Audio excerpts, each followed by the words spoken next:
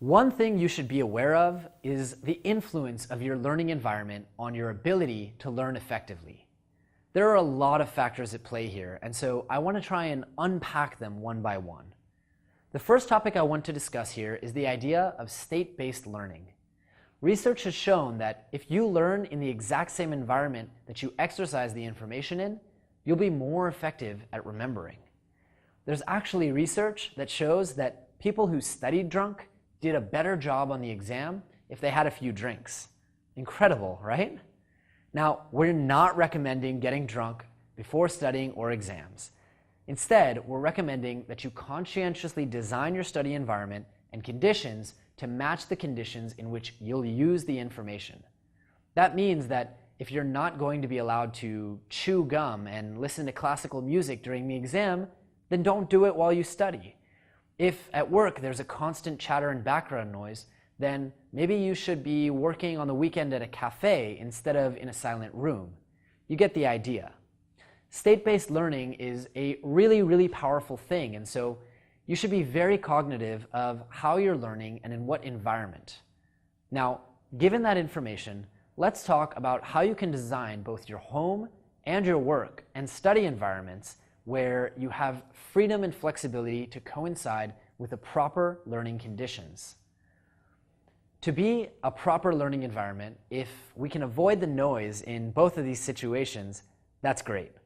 Personally, I'm a huge advocate of using either earplugs, I like the silicone malleable ones made by Max, or the noise-canceling headphones such as those offered by Bose to drown out noise. The music I typically use to study is either Spanish guitar, electronic without words, or classical. Next, let's talk about posture and body posturing. Now, if we can avoid laying down or sitting down on our bed, that's another great way to retain alertness. Keeping the body physically active is one of the best ways to keep the brain alert.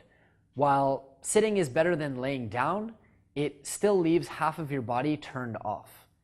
Truthfully, sitting is actually quite bad for your joints and muscles too, and so you should try to avoid doing it whenever possible.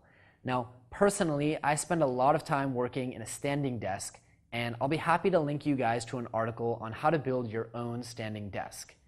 While you stand, you'll be constantly shifting your weight, just like I have throughout these videos, and you'll be changing your position, which is not only great for your brain, it's also much better for your back and your joints.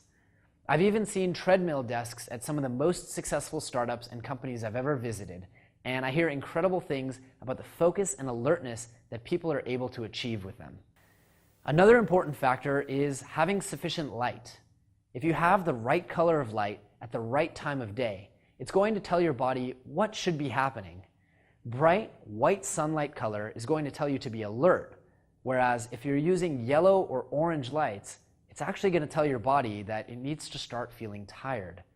Too much light will make you overly alert and eventually tired though, so balance is important. You know how many companies use those terrible fluorescent white lights in their offices? They do that to get you to be more productive. You see, due to the changes in UV profiles of sunlight throughout the day, it's always better to have natural sunlight in the form of a window if possible, as that will help your body and your brain adjust throughout the day to your natural circadian rhythm of being productive in the morning and winding down towards the end of the day. Here's another factor that many people often overlook: oxygen. Oxygen is a stimulant for the brain, much like coffee, and so having a houseplant or an open window near your desk can really affect your learning experience. Take long, deep breaths if you can, especially when you review your markers. So take a good hard look at your learning and work environment and see which areas can be modified and adjusted to suit your learning and productivity. It may not seem like these things will make a big difference, but they absolutely do.